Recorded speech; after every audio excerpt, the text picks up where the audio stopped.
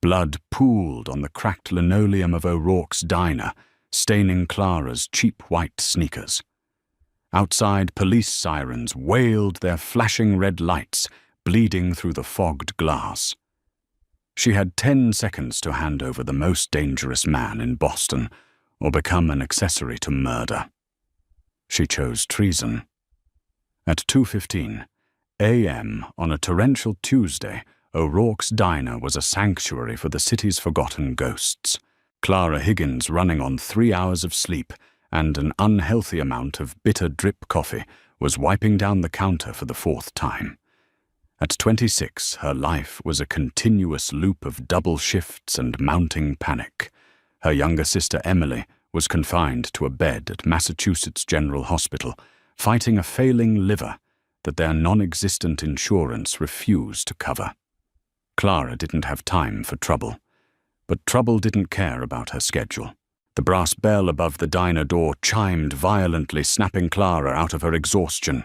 The wind howled, pushing a man inside before the heavy door slammed shut.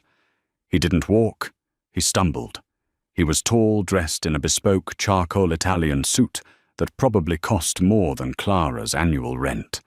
But the expensive wool was ruined, saturated with a dark, heavy liquid that was currently dripping onto the diner's pristine floorboards. He clutched his left side, his breath coming in ragged, shallow gasps. Clara froze her rag, hovering over the Formica counter. "Mister, I need to call an ambulance." The man looked up.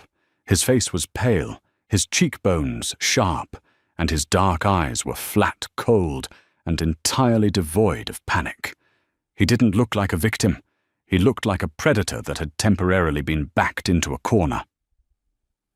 "No hospitals," he rasped his voice, a low, gravelly baritone that demanded absolute obedience. "No cops." Before Clara could reach for the rotary phone under the counter, the wail of police sirens pierced the night air. They were close. Too close. Through the rain-streaked windows, Clara saw the distinct, slow crawl of a Boston PD cruiser creeping down the dark avenue, its spotlight sweeping the storefronts. The man swayed, his knees buckling. He leaned heavily against a vinyl booth, his eyes darting toward the back of the kitchen. "Hide me," he ordered, though it sounded more like a desperate plea wrapped in a threat. Clara knew who was in that patrol car. Detective Sean Brody. Brody wasn't a public servant. He was the neighborhood's worst-kept secret, a notoriously corrupt cop who operated like a mob enforcer with a badge. If Brody was looking for this bleeding man, giving him up wouldn't result in an arrest. It would result in an execution, right here on her newly mopped floor. Adrenaline overrode her common sense. "Get up," Clara snapped, grabbing his heavy, blood-soaked arm. She hauled him toward the back of the kitchen, feeling the alarming heat radiating from his skin.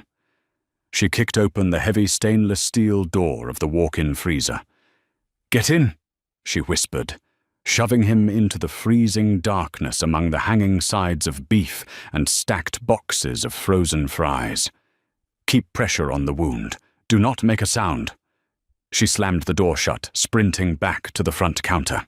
She grabbed the bleach bucket and a mop, frantically swiping at the trail of crimson droplets, just as the bell above the front door jingled again. Detective Sean Brody stepped into the diner. He was a broad-shouldered man with a permanent scowl and a cheap raincoat dripping onto the floor Clara had just cleaned. His hand rested casually on the butt of his service weapon. "Evening, Clara." Brody said, his eyes scanning the empty booths, the shadows in the corners, and finally resting on her.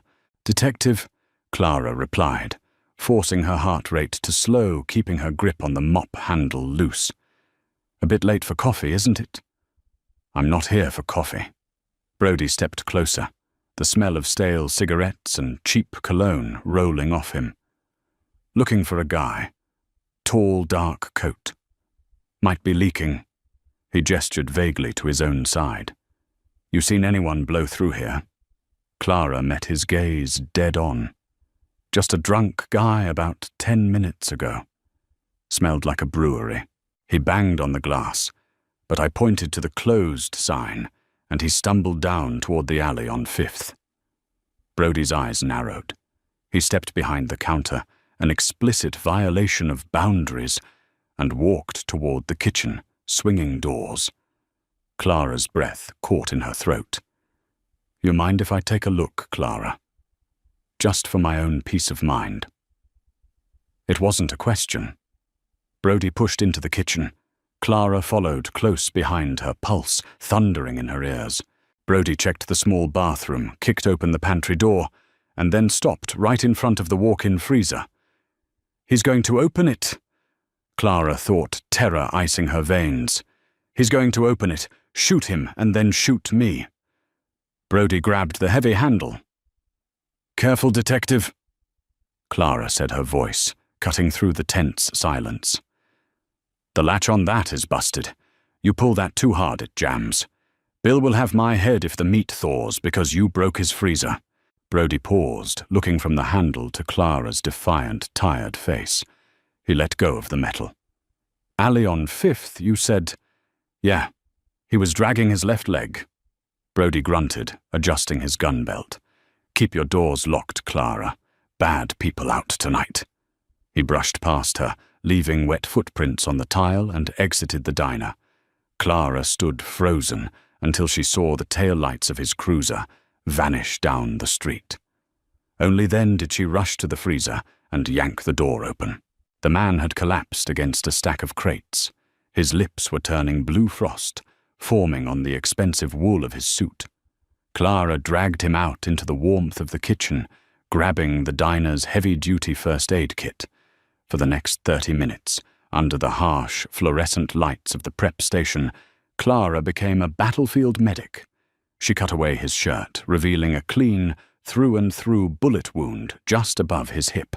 She cleaned it with iodine, packed it with gauze, and wrapped his torso tight with medical tape. As she worked, the man's eyes fluttered open. The cold, flat gaze was back, calculating her every move. "You lied to Brody?" he murmured, his voice stronger now.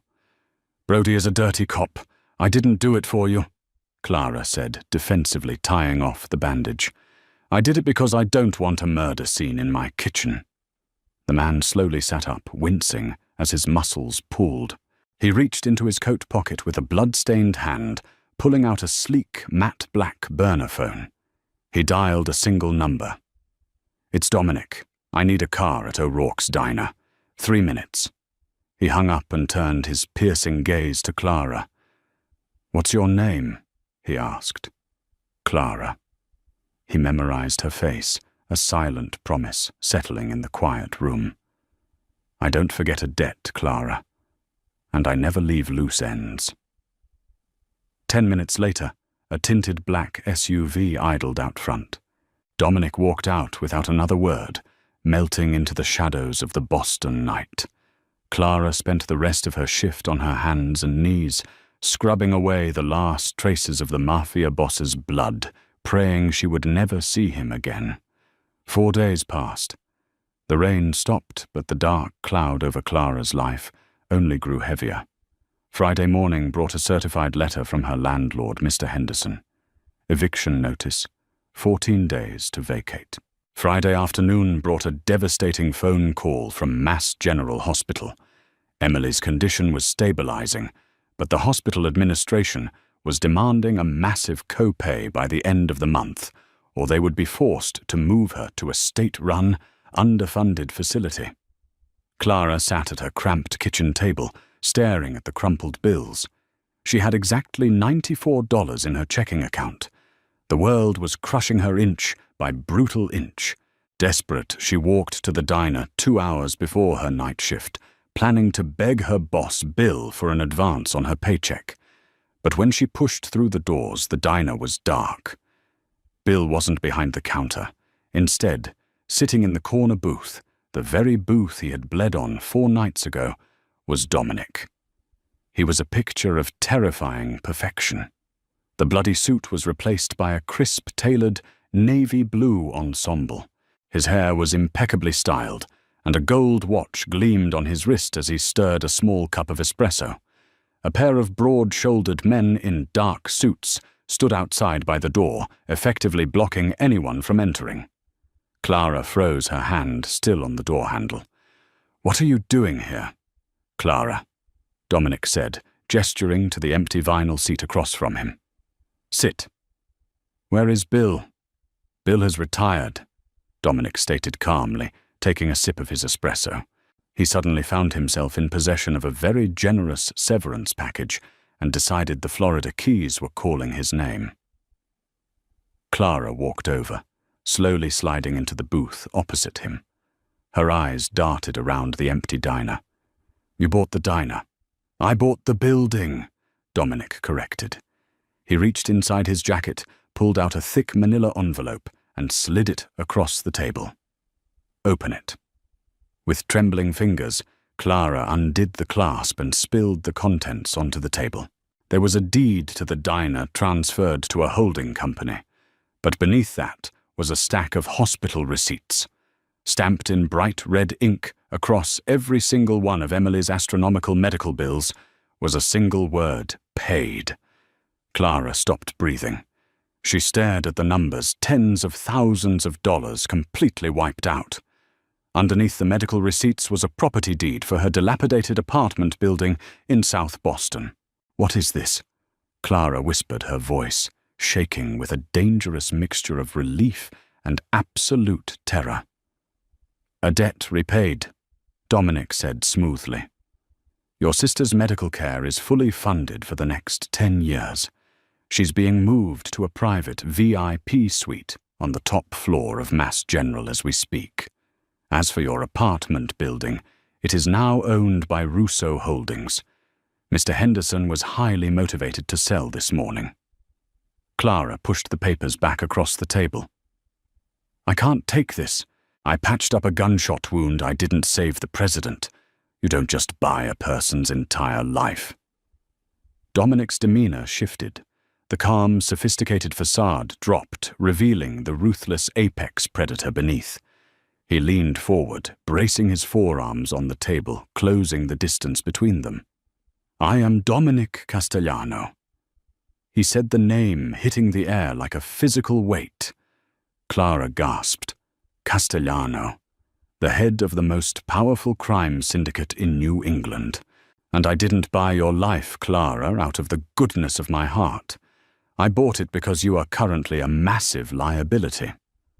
Clara's blood ran cold. "What do you mean?" "Sean Brody isn't just a dirty cop. He's on the payroll of the Rossi family, the men who put that bullet in me." Dominic's dark eyes locked onto hers, unblinking. "Brody isn't an idiot. 2 days ago, he pulled the traffic cam footage from the intersection 2 blocks down.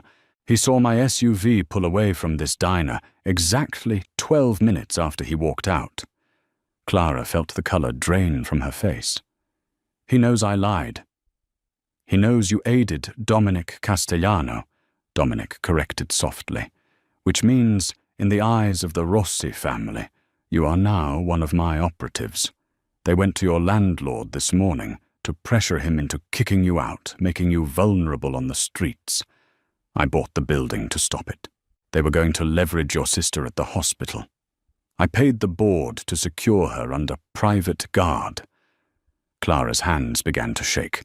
The walls of the diner felt like they were shrinking, trapping her in a web she never asked to be a part of.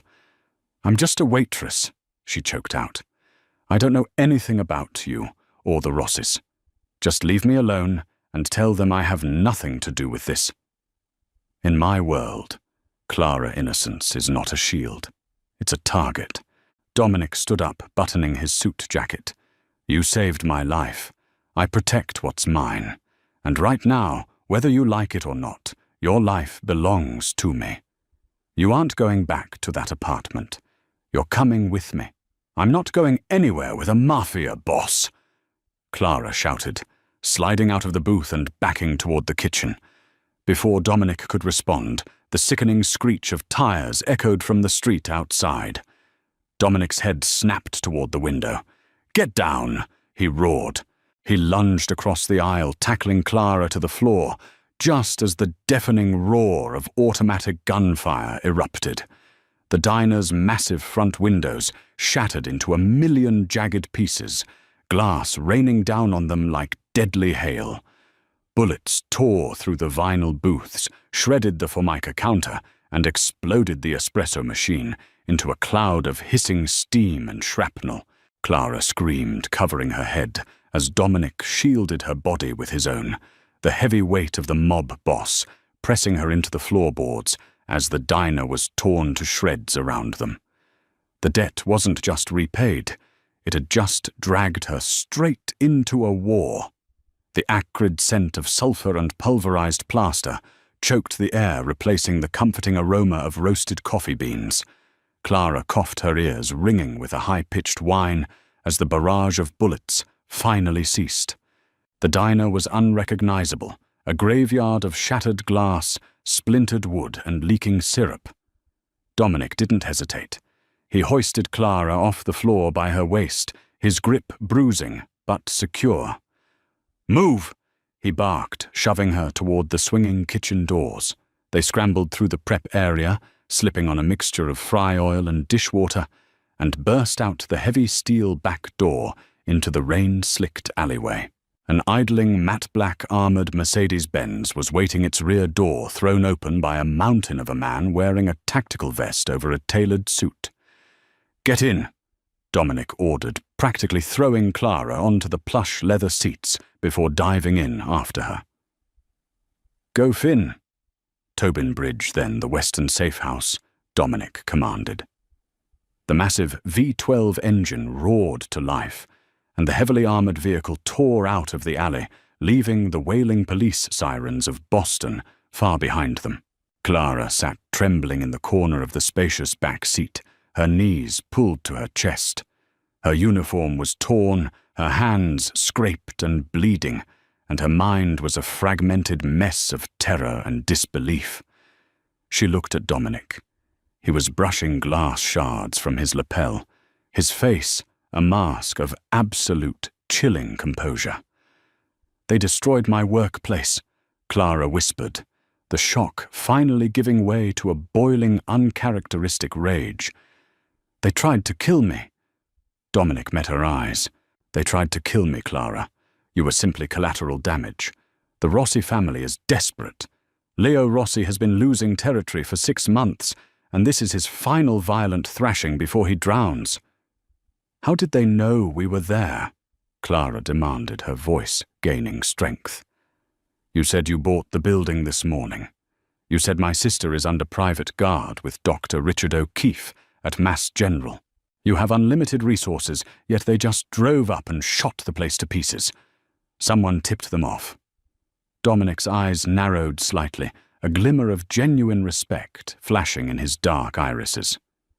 "You are remarkably astute for someone who just survived a drive-by shooting. Yes, there is a leak in my organization."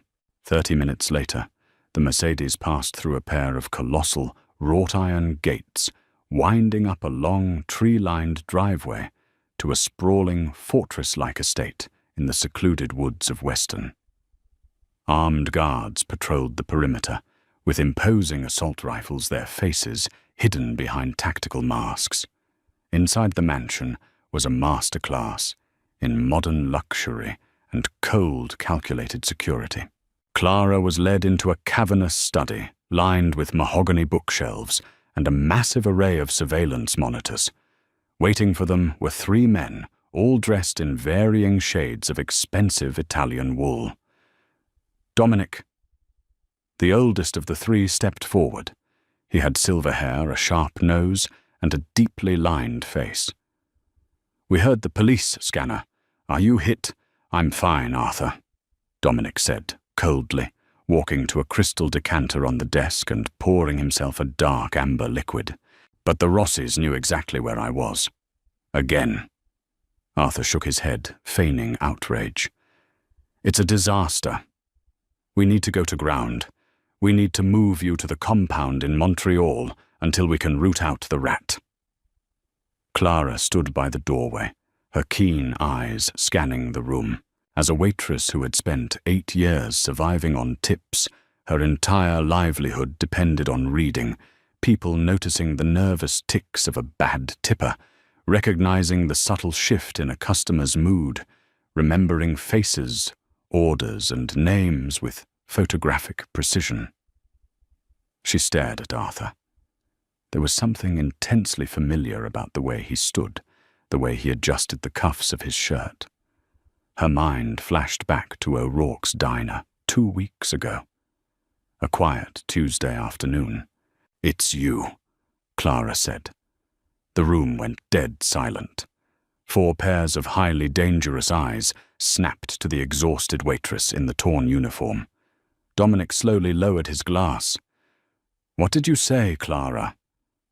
Clara stepped fully into the room, pointing a trembling but resolute finger at Arthur's chest. "It's him. He's the leak." Arthur let out a harsh, patronizing laugh. "Dominic, who is this girl? Get her out of here before she hurts herself." 2 weeks ago, Clara continued, her voice steadying as the memory solidified. "Tuesday around 3 p.m. You came into O'Rourke's. You didn't sit in the front. You went straight to the back booth near the restrooms. You ordered a black coffee, but you didn't drink it. You left a $20 bill on the table." Arthur's face tightened. "I have never been to your filthy diner." "You were meeting someone," Clara pressed on, ignoring his denial. "A man in a cheap raincoat. Detective Sean Brody. I remember because Brody always demands free refills, and he looked terrified of you. He handed you a manila envelope. You slid it into your coat and walked out." The atmosphere in the room plummeted to sub-zero temperatures. "Is this a joke?" Arthur sneered, reaching inside his bespoke jacket. "I am your underboss, Dominic. I have bled for this family for 20 years, and you are going to let some street trash."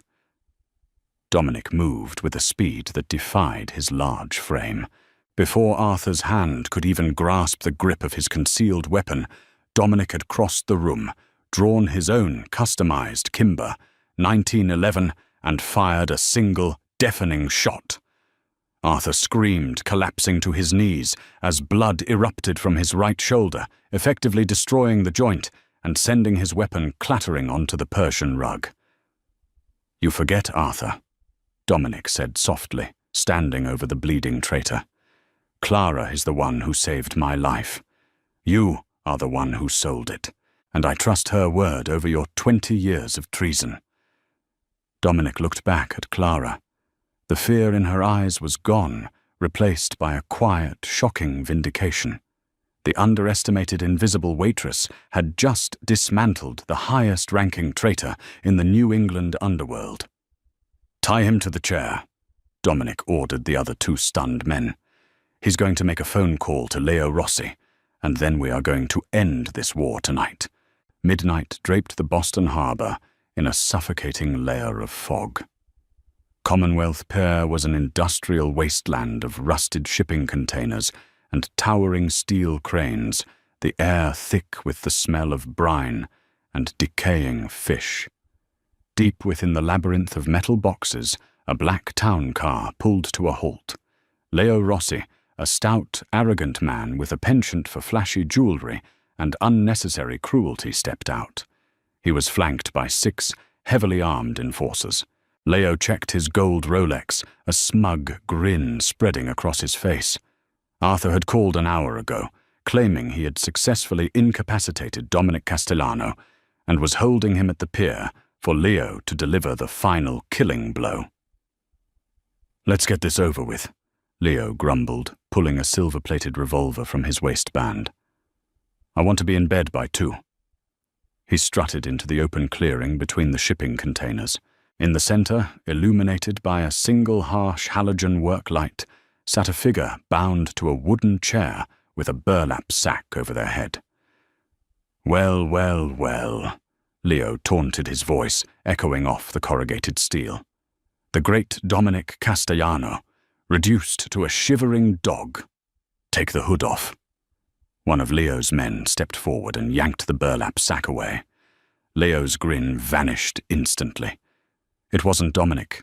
It was Arthur, pale, sweating, and bleeding profusely from his shattered shoulder. His eyes were wide with sheer, unadulterated terror.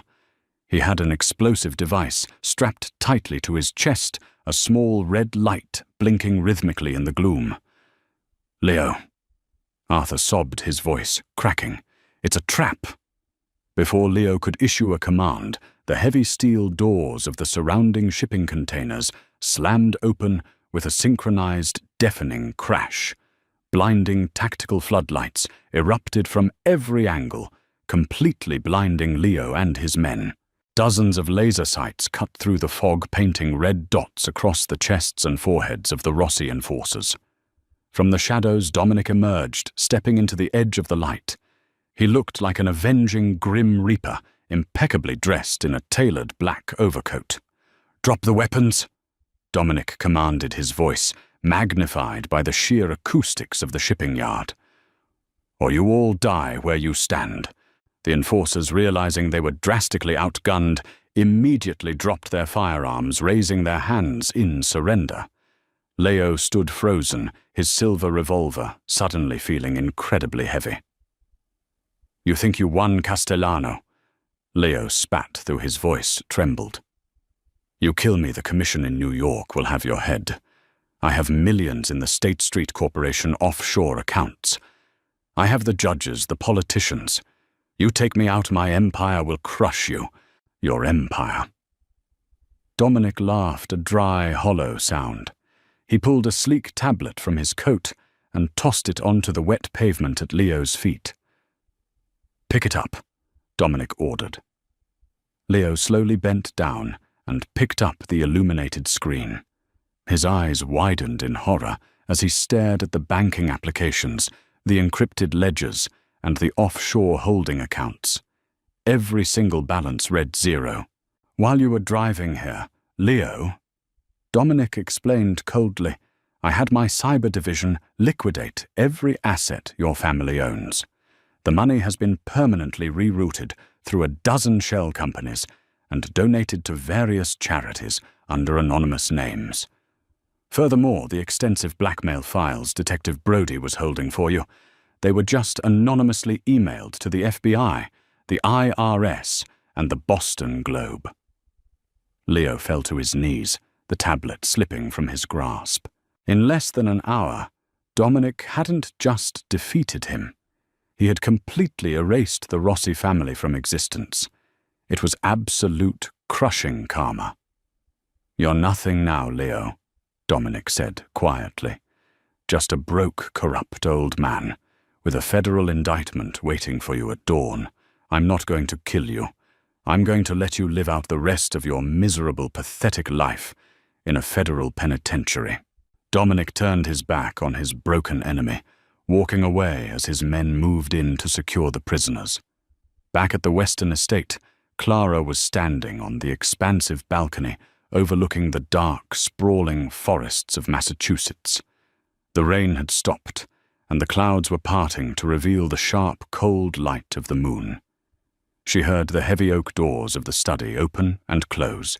Footsteps approached, soft and deliberate, on the hardwood floor. Dominic stepped out onto the balcony, coming to stand beside her. The scent of rain, expensive cologne, and a faint hint of gunpowder clung to him. "It's done," Dominic said, leaning his forearms against the stone balustrade. "Leo is being handed over to the authorities. Arthur is no longer a concern. You and your sister are entirely safe."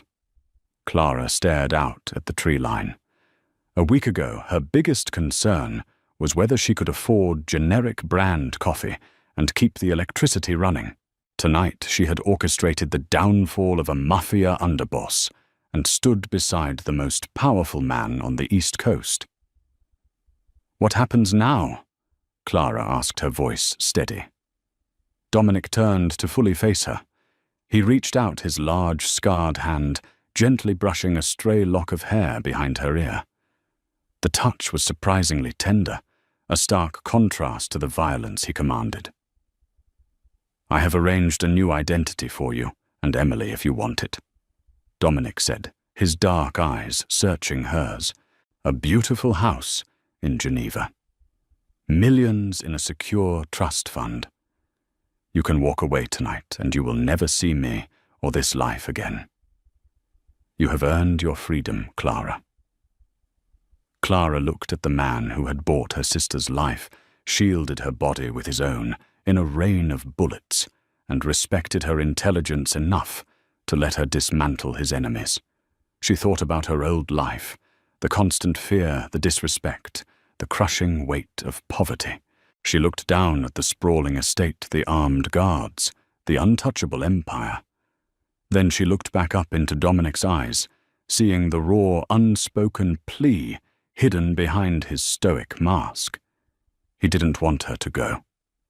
Clara slowly reached up, wrapping her hand over his, where it rested against her cheek. "Geneva is too cold," Clara whispered, stepping closer to him, the gap between their two entirely different worlds finally closing. "Besides, who's going to keep an eye on your inner circle if I leave?" A slow, genuine smile spread across Dominic's face, transforming his harsh features into something breathtakingly handsome. He pulled her against his chest, sealing her choice with a fierce, possessive kiss that promised a future of unyielding loyalty and devastating power. The poor waitress was dead. The Queen of Boston had just claimed her throne. If you were captivated by Clara's unbelievable journey from a struggling, underestimated waitress to the untouchable queen of a mafia empire, hit that like button. Let us know in the comments what you would have done if a bleeding mob boss stumbled into your workplace. Don't forget to share this incredible story with your friends and subscribe to the channel for more thrilling real-life dramas and jaw-dropping plot twists every single week.